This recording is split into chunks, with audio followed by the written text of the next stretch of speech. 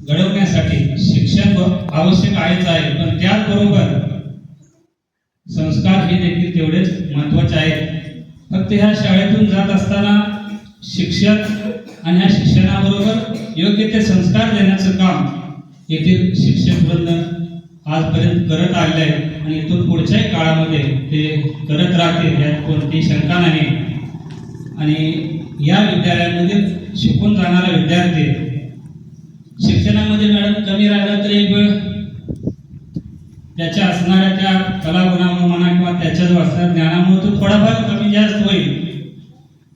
पण बोक्षवाडी विद्यालयामधला विद्यार्थी ज्यावेळेस 10वी शिकून जातो, 5वी ते 10वी पर्यंत शिकून तो बाहेर जातो आणि बाहेर गेल्यानंतर काही कालांतरानंतर काही वर्षानंतर तो जेव्हा आजूबाजूला बाहेर गाठ पडतो त्यावेळेस तो आमच्या असणाऱ्या सर्व शिक्षकांशी अगदी आदबीनं प्रेमानं विचारपूस करतो.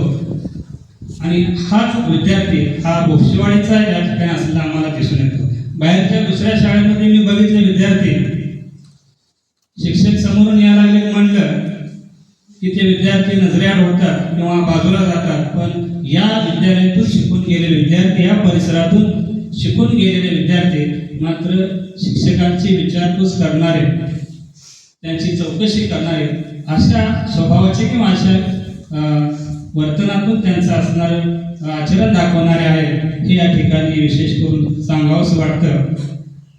त्याचबरोबर आज आपला दुसरा एक कार्यक्रम या ठिकाणी आहे. मग बसा खुर्ची घ्या. तो म्हणजे वयाच्या 60व्या वर्षी सेवानिवृत्त होत असताना विद्याविकास मंडळ या जवळ संस्थेमध्ये ज्यावेळी सुरुवातीला कैलासवासी स्वर्गीय शिवाजीराव दादा पाटील यांनी या छोट्याशा रोपट्याची स्थापना केली आणि ती स्थापना करत असताना जो कर्मचारी वर्ग या ठिकाणी घेतला गेला, ती योग्य ती पारख असलेला कर्मचारी घेतला गेला आणि त्याच्यामध्ये असणारे एक नाव म्हणजे श्री राजाराम गुंडा माळे हे आपल्याला सांगतात.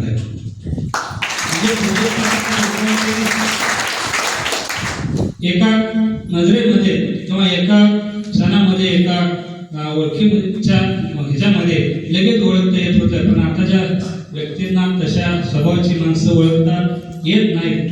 आणि मग अशा असणारे राजमामा ज्यावेळेस आम्ही जवळमध्ये शिकायला होतो त्यावेळेस तिथं शिपाई म्हणून ते कार्य करायचे.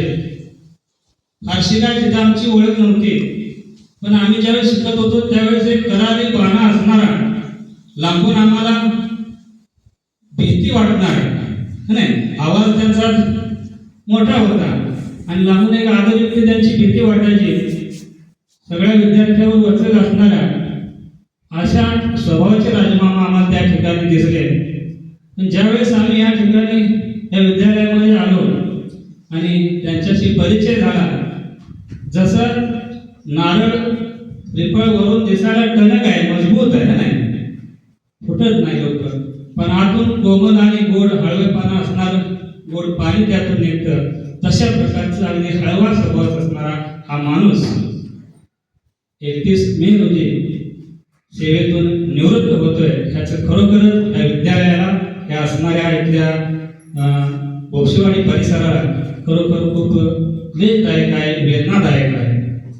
जरी ते सेवेतून निवृत्त होत असले तरी त्यांनी आम्हाला एक शब्द दिलेला आहे, जेव्हा जेव्हा विद्यालयाला माझी गरज भासेल किंवा अडचण भासेल, जे विशेष करून इथं विद्यार्थी गोळा करत असताना, ह्या भागातीलच ते राहणारे व्यक्ती आहेत, विद्यार्थी गोळा करत असताना, पालकांशी सुसंवाद साधत असताना आम्हाला त्याची नितांत अशी आवश्यकता आहे, गरज आहे. आणि मग आम्ही बोलायच्या अगोदर त्यांनी स्वतःहून सांगितलं की ज्या वेळेस माझी गरज आहे त्यावेळेस विद्यार्थ्यांसाठी, शिक्षकांसाठी, ह्या परिसरासाठी मी जगण्यासाठी सदैव तयार आहे. म्हणजे सेवेतून वयाने जरी निवृत्त झाले असले तरी सुद्धा मनानं ते आज आपल्या विद्यालयाशी निगडीत आहेत, याचे विशेष करून मला खास कौतुक वाटतं. आपल्या असणारे संपूर्ण जी सेवा त्यांनी केली ती सेवा अतिशय प्रामाणिकपणानं उगेच करायची म्हणून सेवा केली नाही, किंवा जसं सांगकामे एखादा कामावरती व्यक्ती येतो आणि सांगतो आपण तेवढंच काम तो करतो आणि पुढचं काम न करता तसंच निघून जातो, तशा प्रकारचा स्वभाव काय या व्यक्तीचा मला दिसला नाही. जसं व्यक्ती आणि वल्ली हे पु ल देशपांडेंचं पुस्तक आहे, त्यामध्ये त्यांनी अनेक व्यक्तींची आणि त्यांची वल्लींची असणारी उदाहरणं त्याच्यामध्ये दिलेली आहेत. त्यातले व्यक्ती आणि वल्ली म्हणून मला या 13व्या घटकाचं नाव जर टाकता आलं, घेता आलं, तर ते राजू मामाचं घेता येईल. कारण खरोखरच अतिशय प्रामाणिक, हुशार आणि प्रेमळपणे असणारा, कठोर वागणारा हा व्यक्ती आपल्या असणाऱ्या प्रदीर्घ सेवेतून निवृत्त होत आहे, सेवानिवृत्त होत आहे. परंतु तरी त्यांनी दाखवलेली शाळेशी, या समाजाशी, त्याच्या वाडीशी, वस्तीशी जी प्रामाणिकपणा आहे तो आज करून मला विशेष वाटतो.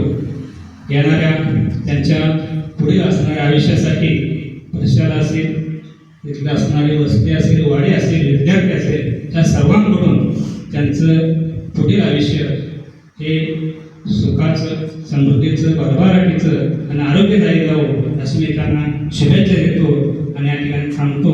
जय हिंद, जय महाराष्ट्र.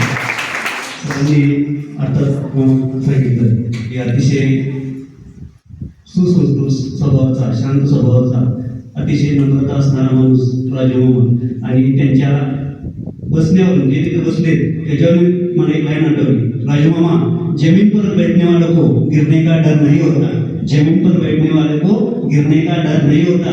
आणि तुम्ही कधीही आयुष्यात कधीही कुठं गिरणार नाही, किंवा तुमच्या आयुष्यात अशीच भरभराटी येणार आहे. तुम्हाला असंच चांगलं आयुष्य लाभो, त्याबद्दल आमच्या शौर्य परिषदेच्या वतीनं तुम्हाला शुभेच्छा देतो. आणि यानंतर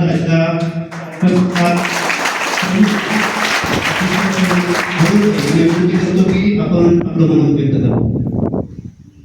तत्पूर्वी आपल्या परिषदेचे मुख्याध्यापक आदरणीय पोळ सर आपलं मनोगत व्यक्त करतील. त्यांना विनंती करतो की आपण आपलं मनोगत व्यक्त करा.